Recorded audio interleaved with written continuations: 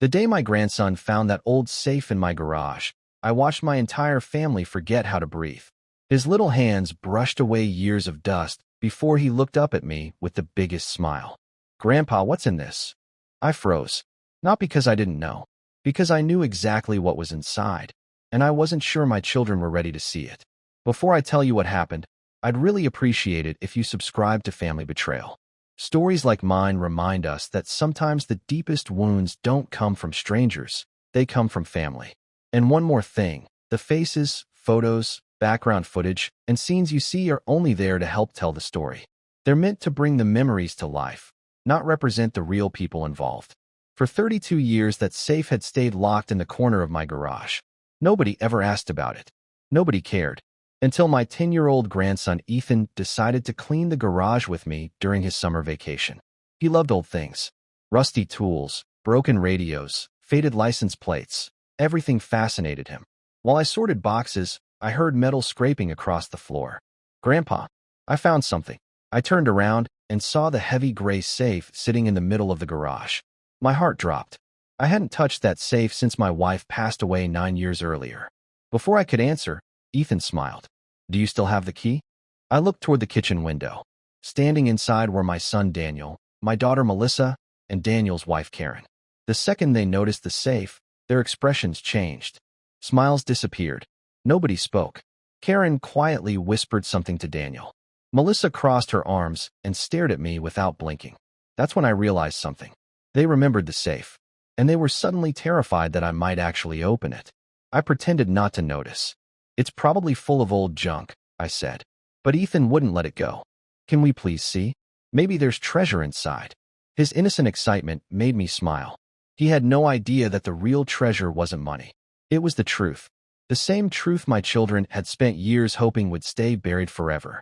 That evening, while everyone gathered around the dinner table pretending everything was normal, I noticed something strange. Daniel kept asking casual questions. "So, are you cleaning out the garage now?" Melissa added, "Maybe it's finally time to throw some old things away." Neither of them looked at me when they spoke. They were looking at each other, as if they were silently agreeing on something. Then Karen suddenly asked the question that made my stomach tighten. "You don't still have the combination, do you?" I slowly looked up from my plate, and for the first time in years, I realized my own children were afraid of their father. The next morning, Ethan was waiting on my porch before I had even finished my coffee. He held 2 chocolate donuts in one hand and grinned. "One for me, one for you. Now can we open the safe?" I laughed, but inside I felt a knot tightening. I had delayed this moment for years. Maybe too many years. I walked into my bedroom and opened the top drawer of my old dresser. Hidden beneath a stack of faded Christmas cards was a small brass key taped inside an envelope. My late wife, Helen, had written 3 words on the front in her neat handwriting: "When you're ready." My hands trembled as I held it. When we returned to the garage, I noticed something that hadn't been there yesterday. The safe had fresh scratches around the lock. Someone had tried to force it open overnight. I didn't say a word.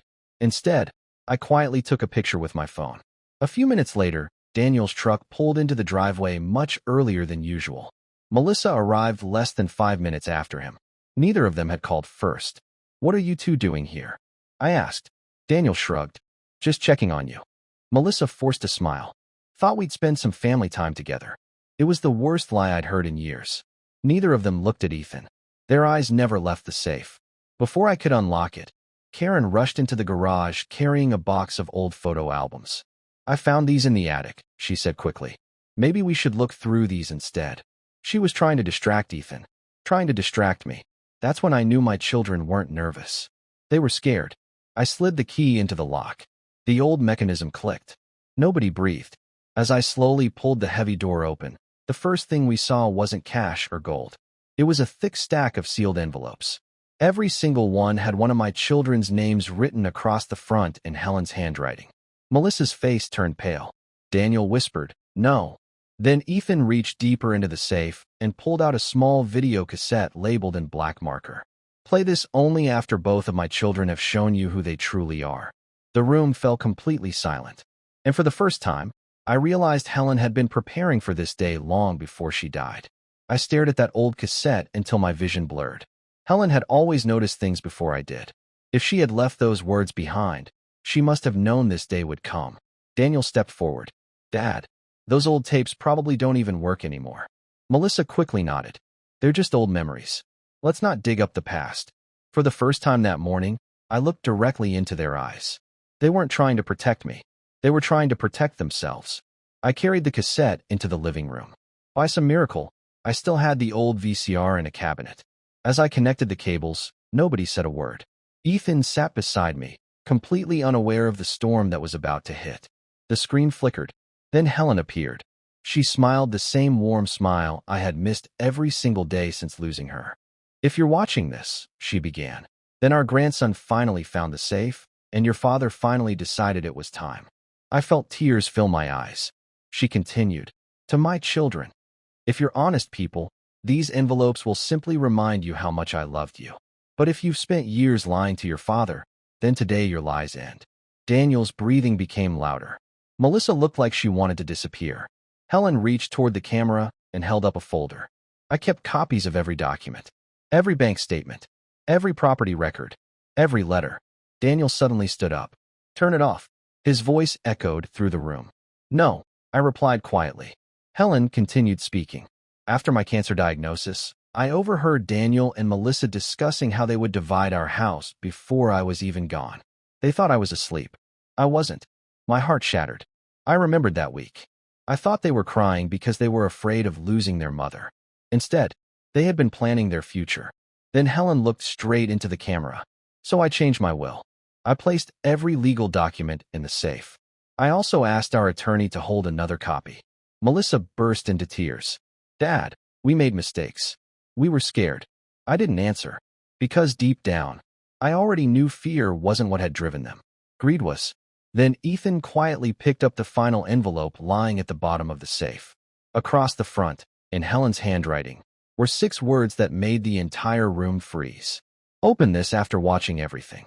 With shaking hands, I broke the seal, not knowing those few pages would change our family forever. I unfolded the papers so carefully that my hands barely felt like my own. The first page wasn't a will. It wasn't a deed. It was a letter from Helen. My love, she wrote. If you've reached this page, it means the truth finally came out. I know this day will hurt you, but I also know your heart. You'll be tempted to forgive too quickly. Before you do, make sure they're asking for forgiveness because they're sorry, not because they're afraid of losing something. I had to stop reading for a moment. Those words described me better than I ever could. The next pages were legal documents signed years earlier. Helen had quietly transferred the house, our savings, and most of our investments into a family trust. I would control everything for the rest of my life. After I was gone, the inheritance would go directly to our grandchildren, not our children. Daniel's face turned white. Melissa covered her mouth and began crying. They both started apologizing at the same time. Dad, we were young. We didn't mean it. We've changed. But something felt different this time. They weren't asking me to believe them anymore. They knew the documents couldn't be changed. Then Ethan looked at me and asked the simplest question in the room. Grandpa, does this mean Grandma still protected you? I smiled through my tears. She never stopped. For the first time in years, I felt Helen beside me, not as a memory, but as the woman who had loved me enough to protect me even after she was gone. A few weeks later, I invited Daniel and Melissa back, not to discuss money, but to talk honestly. I told them they were still my children and the door to my home would always be open. But trust isn't inherited. It's earned. If they wanted a real relationship with me and with their own children, they would have to rebuild it one honest day at a time. Some things slowly improved. Some things never returned to what they once were. The safe is still in my garage today, not because of what was inside, but because it reminds me that the greatest inheritance isn't wealth. It's character. Money can divide a family overnight, but truth eventually finds every locked door. If you've stayed with me until the end, thank you for listening to one of the hardest chapters of my life. I still wonder what you would have done if you had been sitting in my chair that day. Would you have forgiven your children, or would you have walked away? Let me know in the comments because I'd truly like to hear your thoughts. If this story touched you, share it with someone who believes family should be built on honesty, not greed. And don't forget to subscribe to Family Betrayal, because sometimes the stories that hurt the most leave us with the lessons we need the most. Some safes protect money. Mine protected the truth.